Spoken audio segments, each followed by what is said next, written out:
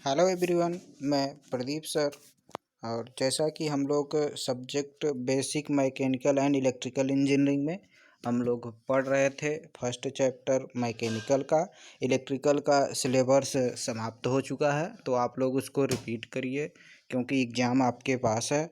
जैसा कि हम लोग फर्स्ट चैप्टर मैकेनिकल में पढ़ रहे थे, विभिन्न प्रकार के ऊर्जाएं है ना, कौन कौन होती हैं, जिसमें हमने आपको 3 ऊर्जा बता दी थी। आज का जो हमारा टॉपिक है वह सौर ऊर्जा को लेकर है। किस प्रकार से सोलर ऊर्जा हमारे काम में उपयोगी होता है और किस प्रकार से हम उससे विद्युत ऊर्जा या अन्य चीज़ें किस प्रकार से प्राप्त करते हैं। उसके साथ ही साथ और हम लोग और भी जो भी अगला टॉपिक होगा उसको भी कवर करेंगे। और आप लोग आशा है अच्छे से पढ़ाई कर रहे होंगे और आप लोग अच्छे से पढ़िए क्योंकि आपके एग्ज़ाम्स जो हैं पास हैं, नज़दीक हैं। आप लोग जितना भी पढ़ाया गया है उसको रिपीट करिए। लगभग लगभग आपको काफ़ी कुछ पढ़ा दिया गया है ना। तो आइए आज का टॉपिक जो है सौर ऊर्जा उसको देखते हैं।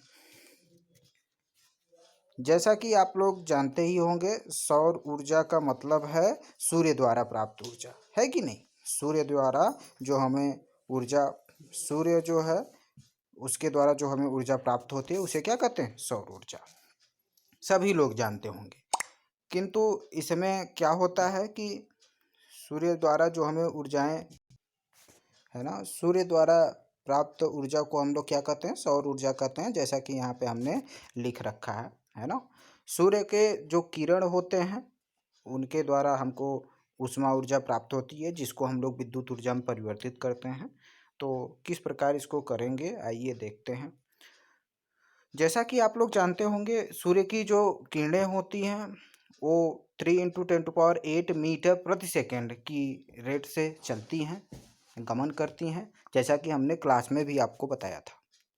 और यह जो सूर्य की किरणें होती हैं यह फोटान के बंडल होते हैं, जैसा कि सबको पता होगा। तो सूर्य द्वारा ऊर्जा जो हमें प्राप्त होता है उसे सौर ऊर्जा कहते हैं, जैसा कि यहाँ पे हमने लिख रखा है। सूर्य जो सन द्वारा ऊर्जा प्राप्त होता है वह बहुत अधिक मात्रा में प्राप्त होता है, और सूर्य जो है वह काफ़ी मात्रा में अपने अंदर ऊर्जा को समाहित किए हुए है, और वह बहुत बड़ा ऊर्जा का क्या है, स्रोत है, जिसकी सहायता से हम लोग ऊर्जा एनर्जी को ताप के रूप में लेकर उसको स्टीम के द्वारा टरबाइन को चला के हम लोग क्या करेंगे, भाप द्वारा इलेक्ट्रिक एनर्जी उत्पन्न करेंगे। जैसा कि यहाँ पे लिखा हुआ आप देख सकते हैं, सूर्य की ऊष्मा से बहुत ऊर्जा उत्पन्न होती है, अधिक मात्रा में हम लोग ऊर्जा बना सकते हैं या उत्पन्न कर सकते हैं। सूर्य से लगभग 1.48 गुणित 10⁻27 किलो जूल ऊष्मा प्रति घंटा। एक घंटा में कितना जूल ऊष्मा उससे निकलती है सूर्य से, 1.48 इंटू 10⁻27 किलो जूल। तो आप समझ सकते हो बहुत मात्रा में, अधिक मात्रा में ऊष्मा उत्सर्जित होती है, अर्थात ऊर्जा उत्सर्जित होती है किससे, सूर्य से।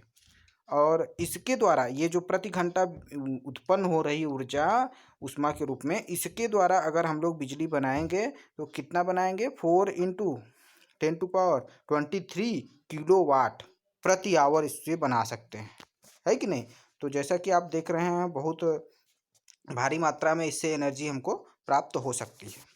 और आप देख सकते हैं शक्ति विद्युत उत्पन्न की जा सकती है। पृथ्वी सूर्य से लगभग कितना दूर पे है, 1.5 × 10⁸ किलोमीटर की दूरी पे, लगभग ये एक्चुअल नहीं है, लगभग इतनी दूरी पे स्थित है। फिर भी वहाँ से किरणें तीव्र गति से अल्ट्रावायलेट आती हैं, जिसके कारण हमको ऊर्जा प्राप्त होती है। तो यहाँ पे जैसा कि फिगर के द्वारा आपको समझाने की कोशिश किया गया है किस प्रकार से सूर्य द्वारा ऊर्जा हमें प्राप्त होता है। तो देखिए आप, जैसा कि यहाँ पे सूर्य है, सूर्य के द्वारा प्रकाश पड़ती है, एक लेंस पे हम लोग गिराते हैं। यह किस प्रकार के लेंस होता है, अभिसारी लेंस। अभिसारी लेंस क्या होता है, अभिसारी लेंस वह लेंस होता है जिस पर यदि प्रकाश की किरणें अलग अलग दिशाओं से गिरेंगी तो उस पे गिरने के बाद जिस पॉइंट पे कलेक्ट होंगी सब एक ही बिंदु पर कलेक्ट होके गिरेंगी। इससे क्या होगी, इससे ऊष्मा अधिक मात्रा में हमको प्राप्त होगी। अलग अलग फैल के अलग अलग दूर स्थानों पे गिरेंगी तो क्या होगा, ऊष्मा हमें कम प्राप्त होगा। जैसा कि हम लोग बचपन में एक लेंस लेके हम लोग कागज के टुकड़े को जलाया करते थे। क्या होता था, उस पे प्रकाश पड़ता था सूर्य का, जिसके कारण उस लेंस पे, वह लेंस क्या रहता था, वही अभिसारी लेंस रहता है। अभिसारी लेंस के द्वारा जब वो गिरता है प्रकाश तो कलेक्ट होके एक स्थान पे लगता था, जिसके कारण हम लोग देखते थे कि कागज में क्या होता था, आग लग जाता था। तो वही चीज़ है, यहाँ पे कलेक्ट करके एक जगह ये प्रकाश की किरणों को, फोटान के बंडलों को कलेक्ट किया गया, जिसको उष्मा के रूप में भट्ठी में लाया गया, है ना। जिसके कारण बॉयलर है, बॉयलर में क्या होगा, गर्म होगा, पानी रखा रहेगा, जिसके कारण क्या होगा, स्टीम बनेगा, उष्मा स्टीम बनेगा, भाप बनेगा, और वह भाप टरबाइन में जाएगा, जिसके कारण टरबाइन क्या करेगा, घूमेगा। इसमें कंडेंसर भी लगा रहता है, इसमें पंप भी लगा रहता है। पंप क्यों लगा रहता है, यह पानी को सर्कुलेट करने के लिए लगा होता है, जिसके कारण क्या होगा, कूलिंग प्रोवाइड होगी। क्योंकि यहाँ पे हीट वाला काम है तो भाई किसी का भी टेम्परेचर निर्धारित होता है, हो सकता है किसी कारणवश टेम्परेचर अधिक हो जाए तो उसको कूलिंग प्रोवाइड करने की आवश्यकता होगी कि नहीं होगी। तो जो कूलिंग हम लोग प्रोवाइड करते हैं किससे, पंप के द्वारा करते हैं। इसमें संघनित्र भी, कंडेंसर भी लगा होता है ठंडा करने के लिए। इसके बाद यह स्टीम क्या होगा, विद्युत जनरेटर को, टरबाइन की सहायता से विद्युत जनरेटर को घुमाएगा, जिसे अल्टरनेटर हम लोग कहते हैं, ठीक है। तो उसको घुमाएगा, जिसके कारण क्या होगा, फैराडे के नियमानुसार फ्लक्स कट होगा, है ना। फ्लक्स कट होगा तो क्या होगा, ईएमएफ, एक विद्युत वाहक बल या वोल्टेज उत्पन्न होगी, जिसके कारण क्या होगा कि करंट आ जाएगी। इसके कारण विद्युत सप्लाई आपको मिलने लगेगा। बात समझ में आ गई। तो इस प्रकार से सूर्य द्वारा हम लोग विद्युत ऊर्जा को उत्पन्न करते हैं, है ना। अथवा इसी प्रकार से ये मान लीजिए टरबाइन अल्टरनेटर के द्वारा आपने उत्पन्न कर लिया। अथवा हम लोग, जैसे आप लोग जानते हैं, सोलर पैनल लगा के सोलर सेल में विद्युत को, सूर्य के द्वारा प्राप्त ऊर्जा को भी संचित किया जाता है कि नहीं। बहुत लोगों के घर में, गांव बगल में आपके लगा होगा तो आप लोग देख सकते हैं। उसमें क्या होता है, प्रकाश जो है सूर्य से लेंस पे गिराया जाता है। सोलर पैनल लगा रहता है कि नहीं लगा रहता ऊपर, तो उस पे गिराया जाता है, जिससे क्या, वो क्या करता है, फोटान के बंडल के कणों को अपने अंदर अवशोषित कर लेता है। अवशोषित कर लेगा तो वह ऊष्मा के रूप में परिवर्तित होंगे, जिसके कारण उसमें सेमीकंडक्टर का वो बना होता है सोलर पैनल। हमने आपको क्लास में भी बहुत अच्छे से बताया था, यह इलेक्ट्रिकल में भी था, सोलर पैनल के बारे में लास्ट चैप्टर में था।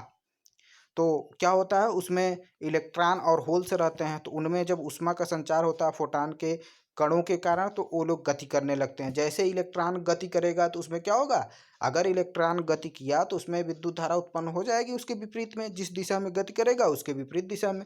वह विद्युत धारा हम लोग क्या करते थे, सोलर सेल में कलेक्ट कर लेंगे, है ना। उसमें कलेक्ट कर लेंगे, जब उसको उपयोग करना होगा तो करेंगे। तो इस प्रकार से भी आप विद्युत ऊर्जा को सूर्य के द्वारा उत्पन्न कर सकते हैं। दोनों विधियां हैं, ठीक है। तो इस प्रकार से दो विधियों द्वारा हम लोग सीखे कि किस प्रकार से सूर्य के ऊर्जा द्वारा, अर्थात सोलर ऊर्जा द्वारा, हम लोग विद्युत ऊर्जा उत्पन्न कर सकते हैं। तो इसके लाभ हानि भी होंगे, है ना। हर पहलू के दो सिक्के होते हैं, यदि लाभ होगा तो हानि जरूर होगा, यदि हानि होगा तो कुछ ना कुछ उसमें लाभ जरूर होगा। ऐसा नहीं है किसी में सारे के सारे अवगुण हो, या फिर ऐसा भी नहीं है किसी में सारे के सारे गुण ही हो, अच्छाई ही हो, है ना। तो देखते हैं लाभ क्या है, एडवांटेज। यह ऊर्जा बिल्कुल मुफ्त में मिलती है। सूर्य द्वारा प्राप्त ऊर्जा में हमको क्या पैसे लगाने की जरूरत पड़ती है, जब सूर्य देव आएंगे तो हम लोग आसानी से अपना ले लेंगे कलेक्ट करके और बना लेंगे। दूसरी चीज क्या है, इस प्रकार से ऊर्जा को प्राप्त करने में बहुत ही कम कास्ट लगता है, पैसा क्या लगेगा, कम लगेगा। दूसरी चीज क्या है, इसको आसानी से कहीं भी स्थापित किया जा सकता है कि नहीं। जहाँ पे प्रकाश प्रकाश हर जगह उपस्थित है तो आप कहीं भी इसको आसानी से लगा सकते हैं। चौथा क्या है, इस प्रकार की ऊर्जा को आसानी से विद्युत ऊर्जा में परिवर्तित किया जा सकता है। तो ये क्या है, ये सब लाभ हैं। तो इसके हानि भी होंगे कुछ, तो हानि जैसे देख लेते हैं। पहला है हानि में, सौर ऊर्जा को केवल दिन में ही प्राप्त किया जा सकता है कि नहीं। जब सूर्यदेव रहेंगे तभी तो सूर्य द्वारा जो प्रकाश फैलेगा, फोटान के बंडल आएंगे, किरण आएंगी, तभी तो ऊर्जा प्राप्त होगी। अब कहो आप रात को बनाना चाहो तो क्या होगा, बन पाएगा? नहीं बन पाएगा। तो ये घाटा है ना। दूसरी चीज क्या है, यदि बारिश हो रही है या बदली है तब पर भी सूर्य का प्रकाश आपको नहीं मिलेगा, तो उसके द्वारा भी एनर्जी आप कन्वर्ट विद्युत ऊर्जा में नहीं बदल सकते। तो ये क्या है, ये हानि है ना।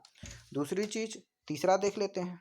इसको उत्पन्न करने के लिए कैपिटल कॉस्ट अधिक लगता है, मतलब एक बार इसको स्थापित करने में ही क्या लगता है आपसे, बहुत ज़्यादा पैसा लगेगा, लेकिन बाद में इसका ऑपरेटिंग या मेंटेनेंस बहुत कम होता है कि नहीं। तो इस प्रकार से इसके लाभ हानि और सौर ऊर्जा इस प्रकार से उत्पन्न किया जाता है। आप लोग सौर ऊर्जा के बारे में अच्छे से पढ़ लीजिए। हो सकता है ये इलेक्ट्रिकल या मैकेनिकल, लेकिन आपके पेपर में जरूर रहेगा, मोस्ट इम्पॉर्टेंट है ये टॉपिक, है ना। तो आप लोग इसको पढ़ लीजिए। इसी क्रम में अगर अगला हम लोग टॉपिक देखते हैं तो पवन ऊर्जा है ना, वाइंड एनर्जी। जो पवन मतलब हवा, हवा के द्वारा जो हमको ऊर्जा प्राप्त होती है वह ऊर्जा हम लोग देखेंगे। तो पवन द्वारा ऊर्जा कैसे प्राप्त होगी, जैसा कि आप लोग जानते हैं वायु क्या होता है, बहुत तीव्र गति से चलता है। तो पवन चक्की का आप लोग नाम सुने होंगे, है ना। या फिर फैन लगा रहता है, जहाँ पे नदी का किनारा उनारा रहता है वहाँ पे आप देखेंगे हवा बहुत तीव्र गति से लगता है ना। आप लोग को गर्मी के एहसास होता है तो ये कहते हैं खुले स्थानों पे चलो, तो वहाँ पे हवा अच्छा लगता है। तो नदी के किनारे आप देखे होंगे बड़े बड़े टावर्स लगे रहते हैं जिसमें फैन लगे रहते हैं, है ना। उसको हवा जब मारेगा तो वो घूमेगा तो उसके द्वारा क्या करेंगे हम लोग, अपना जो है उसमें लगाए रहेंगे। जैसा कि यहाँ फिगर दिख रहा है आपको, है ना। वायु इस पंखे पे मारेगा तो पंखा क्या होगा, रोटेट करेगा, घूमेगा। और जब पंखा घूमेगा तो क्या होगा, उसके द्वारा हम लोग जो टरबाइन रहती है उसको सेट किए रहेंगे उसी में, तो उसके द्वारा मैकेनिकल एनर्जी प्राप्त होगा। तो टरबाइन के द्वारा अल्टरनेटर जो उसमें जनरेटर लगा रहता है उसमें हम लोग बियरिंग के द्वारा फिट किए रहेंगे, वह भी क्या होगा, घूमेगा। और जब जनरेटर घूम गया तो फ्लक्स कट होगा, और फ्लक्स कट होगा तो फैराडे के नियमानुसार क्या होगा, एक विद्युत वाहक बल उत्पन्न होगा, जिसके कारण एक करंट उत्पन्न होगा और वह विद्युत ऊर्जा हमको प्राप्त हो जाएगा, है कि नहीं। पवन ऊर्जा द्वारा कैसे हम लोग प्राप्त कर सकते हैं विद्युत को, बिजली को, इसको देखिए आप, एक बार मैं फिर से समझा दे रहा हूँ। जैसा कि आप लोग देख सकते हैं यहाँ पे फिगर में, समझिए आप लोग, क्या है, वायु है ना, लगा हुआ है, टावर्स लगे हुए हैं जिसमें फैन लगा रहता है। तो यह फैन जब घूमेगा तो इसी से ये कनेक्टेड है ना। तो ये भी घूमेगा, ये घूमेगा तो यह बियरिंग के द्वारा अल्टरनेटर से भी क्या है, कनेक्ट है। जब अल्टरनेटर घूमेगा तो उसमें जो है जो चुंबक लगे होंगे, है ना, लगे रहते हैं, तो उसके फ्लक्स को कंडक्टर जो उसमें लगा रहता है, बाइंडिंग लगा रहता है, वो क्या करेगा, कट करेगा। और जब फ्लक्स कट होगा तो फैराडे के नियमानुसार एक ईएमएफ, इलेक्ट्रोमोटिव फोर्स उत्पन्न होगा। और जब विद्युत वाहक बल उत्पन्न हो जाएगा, अर्थात जिसे हम लोग क्या कहते हैं, वोल्टेज, वह उत्पन्न हो जाएगा, तो उसके द्वारा फिर क्या होगा, करंट उत्पन्न हो जाएगा। तो क्या हो गया, शक्ति उत्पन्न हो गई। तो उस विद्युत शक्ति को हम लोग अपना बैटरी में संचित कर लो या फिर सप्लाई कर दो, अपना आराम से यूज कर सकते हैं। इस प्रकार से पवन द्वारा विद्युत ऊर्जा उत्पन्न होती है, जैसा कि यहाँ पे यही सब मतलब डिस्क्रिप्टिव में लिखा गया है ना। सबसे पहला प्लांट यह कहाँ बैठा गया था, अमेरिका में। पवन ऊर्जा द्वारा जो ऊर्जा हमको प्राप्त होती है, विद्युत ऊर्जा, उसको सबसे पहले कहाँ बनाया गया था, अमेरिका में, जो कि 1250 किलोवाट का बनाया गया था, है ना। उसी के बारे में विस्तार पूर्वक यहाँ पे दिया गया है। जो हमने आपको समझाया, आपको ये पढ़ने की जरूरत नहीं पड़ेगी, है ना। आपको जो हमने इसकी कार्यविधि समझाई अभी ना, वही आपको लिख देना है, ठीक है। इसकी कार्यविधि उसी प्रकार क्या करना है, लिख देना है। अब बात आती है, इसके भी लाभ हानि होंगे, है कि नहीं। तो लाभ इसके ये हैं कि जितने लाभ आपको उसमें लिखाए गए हैं उतने लाभ इसमें भी हैं लगभग। क्या होता है, यह भी प्राकृतिक रूप से प्राप्त होने वाला मुफ्त का है ऊर्जा, है कि नहीं, पहला लाभ। दूसरा लाभ क्या है, इसको भी प्राप्त करने में कॉस्ट जो लगता है, क्या लगता है, बहुत कम लगता है। इसका भी मेंटेनेंस कॉस्ट क्या होता है, बहुत कम होता है। ये लाभ है इसके, है ना। और अब बात कर लेते हैं हानि की। हानि ये होगी कि जब हवा चलेगा तभी इसके द्वारा विद्युत ऊर्जा उत्पन्न किया जा सकता है। बारिश हो रही है या फिर हवा नहीं चल रहा है, मौसम खराब है, तो इसके द्वारा विद्युत ऊर्जा नहीं उत्पन्न की जा सकती। तीसरा हानि क्या है, इसमें कैपिटल कॉस्ट क्या होता है, बहुत ज़्यादा लगता है। इसको स्थापित करने में ही पैसा क्या होगा, बहुत ज़्यादा लगेगा। इसके बाद क्या होगा, कम लगने लगेगा। तो इस प्रकार से आप लोग इसको पढ़ लीजिए, लाभ हानि भी हमने समझा दिया। इस प्रकार से पवन ऊर्जा और सोलर ऊर्जा दोनों हमने आपका आज का टॉपिक कवर किया है। तो इसको आप लोग ध्यानपूर्वक पढ़ लीजिए और आशा है आप लोग अच्छे से पढ़ाई कर रहे होंगे। बहुत बहुत धन्यवाद।